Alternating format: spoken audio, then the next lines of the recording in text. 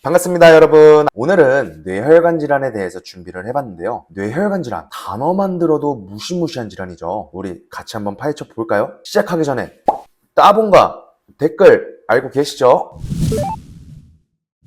먼저 저랑 나이대가 비슷하겠다 싶은 설계사 분들은 다들 아실 건데, 우리 예전에 미니홈피 꾸미던 그 시절 다른 사람 홈페이지를 타고 넘어가는 거를 파도타기라고 했던 거 기억나시나요? 그 파도타기가 저는 보험 공부할 때 정말 큰 도움이 되었어요. 오늘 알려드리는 내용뿐만 아니라 대부분의 질환들 역시도 파도타기로 이어지거든요. 잠시 후에 어떤 항목이 파도타기가 될지 알려드릴 거니까 오늘 내용이 끝나면 한번 그때 그 기억을 되살려서 열심히 서칭해 보시길 바라도록 하겠습니다.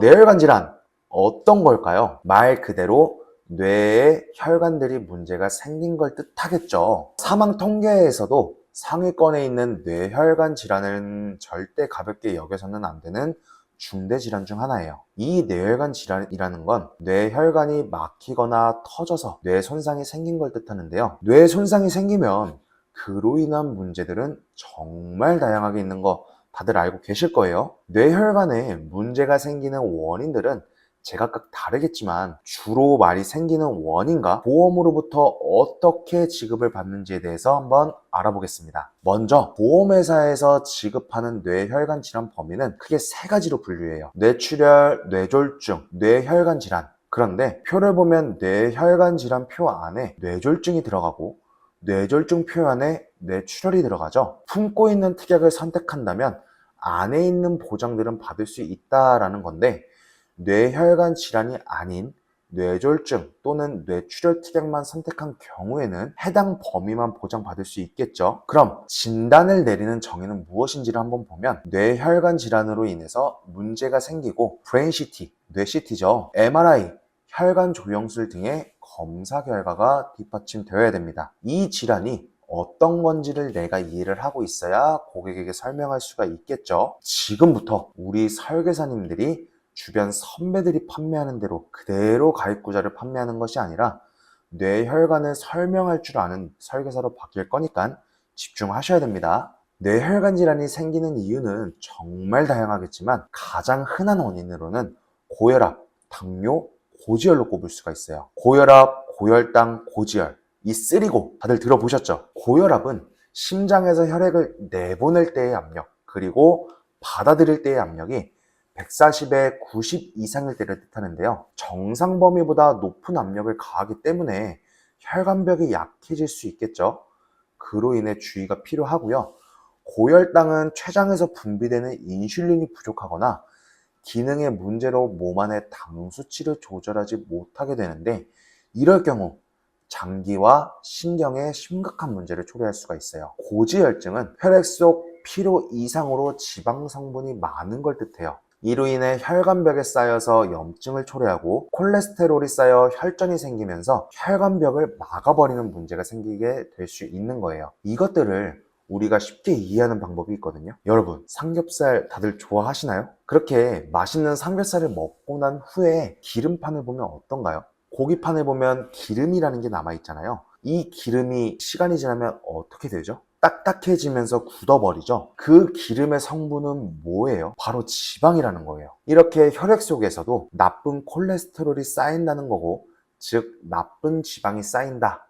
그렇게 된다면 혈액이 정상적으로 지나야 하는 혈관 속에서 쌓이다 보니까 혈관 길이 좁게 만들어져 버리겠죠. 이렇게 쓰리고를 알아봤다면 뇌혈관에 어떤 문제가 되는지 바로 연계가 되어야 되거든요. 파도타기 한번 해볼게요. 고지혈증으로 인해서 혈관벽이 막히게 된다면 뇌혈관에서는 뇌경색이 됩니다. 이로 인해 혈액순환이 안 될 거고, 그러다 보면 혈액은 뭉치게 되면서 부풀게 되겠죠. 그렇게 부풀어서 터지게 될 경우 뇌출혈이 되는 거예요. 또는 고혈압으로 인해서 압력이 강한 혈액이 혈관벽을 계속해서 때린다면 벽 자체가 약해지면서 터지게 되는 경우가 있을 수도 있고요. 뇌혈관이 막히는 뇌경색과 터지는 뇌출혈을 합쳐서 뇌졸중이라고 명시를 하는 것이고, 그 외에 많이 발견되는 거는 뇌동맥류라는 질병이 있어요. 뇌혈관 벽이 부풀어 올라서 새로운 혈관 내에 공간을 형성하는 경우를 말하는데요. 아주 위험한 일이에요.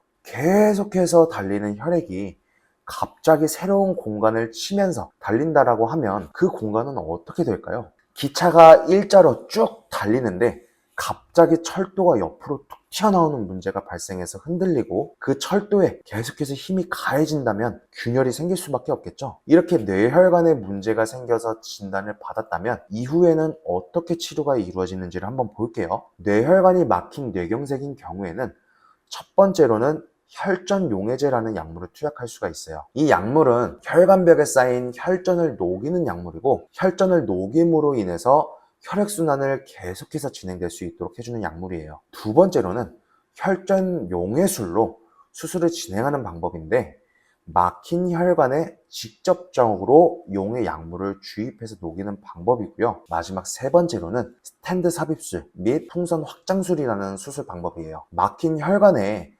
풍선을 통해서 혈관을 확장하고 그 부분에 조그만한 철사를 넣어서 혈액순환을 시켜주는 방법이 있거든요. 뇌 동맥류가 발견되어서 치료하는 경우에는 첫 번째로는 뇌 동맥류가 파열되면 뇌출혈을 일으킬 수 있기 때문에 클립을 통해서 뇌 동맥류의 목 부분을 묶어서 혈류를 차단하는 수술을 시행할 수가 있고요. 두 번째로는 코의 색전술이라는 건데, 혈관 내에 생긴 새로운 공간 속에다가 코일을 넣어서 혈액이 들어가지 못하도록 길을 막아버리는 것이 있어요. 그 외에 뇌출혈이 생긴 경우에는 보다 위험한 상황이기 때문에 개도술까지도 이어질 수 있다 라고 이해하시면 되겠습니다. 이렇게 해서 뇌혈관 질환의 발병 원인, 진행 상태에 따른 진단명, 치료 방법을 좀 알아봤는데요. 이것들을 가지고 내가 생각했을 때 뇌혈관 질환에 가지고 있는 특약, 뇌출혈, 뇌졸중, 뇌혈관 질환 중에서 어떤 범위가 좋을지, 그리고 치료 과정에 필요한 수술비, 입원비 등의 필요성은 어떠한지를 생각해보고 설정이 되었다면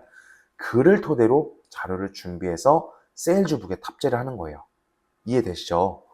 오늘은 뇌혈관 질환에 대해서 좀 알아봤고요. 다음 시간에도 좋은 자료로 찾아뵙도록 하겠습니다.